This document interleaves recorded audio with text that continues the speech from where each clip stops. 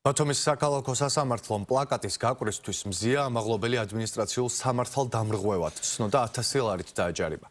მოსამართლემ გადაწყვეტილება 2 მოწმე სამართალდამცველის და ერთ-ერთი აქციის მონაწილის მოსმენის შემდეგ მიიღო. დაცვის მხარის განცხადებით, მზია ამაღლობელი ერთსა და იმავე საქმეზე ორჯერ გაასამართლეს. შინაგან საქმეთა სამინისტროს წარმომადგენლის თქმით, ერთხელ პასუხისმგებლობა ამაღლობელ სამართალდამცველების შეურაცხყოფის მეორედ კი პლაკატის გაკვრის გამო დაეკისრა და არც საქმე იყო ხანდაზმული და ვადაგადაცილებული. მზია ამაღლობელი დღევანდელ სხდომას პროტესტის ნიშნად არ დაესწრო და ამის შესახებ სასამართლოს წერილობით მიმართა.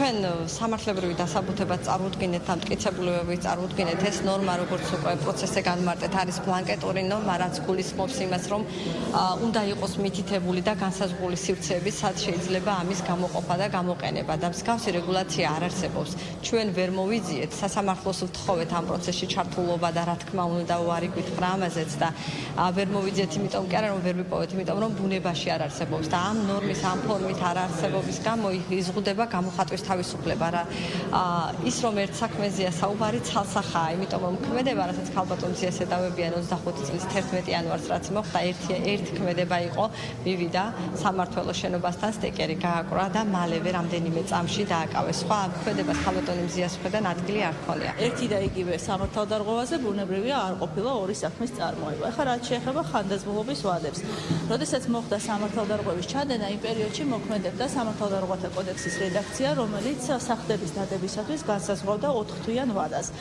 საკანონმდებლო ცვლილებების ფონზე აღნიშნული ხანდაზმულობის ვადა გაიზარდა და გახდა 6 თვე.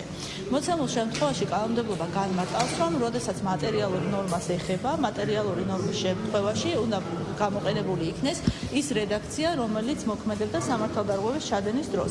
მაგრამ როდესაც საკითხი ეხება პროცესუალურ ნორმას, პროცესი პირდაპირ მიუთითებს, რომ მხოლოდ და მხოლოდ უნდა იქნეს გამოყენებული ის ნორმა, რომელიც საქმის განხილვის დროს მოქმედებს.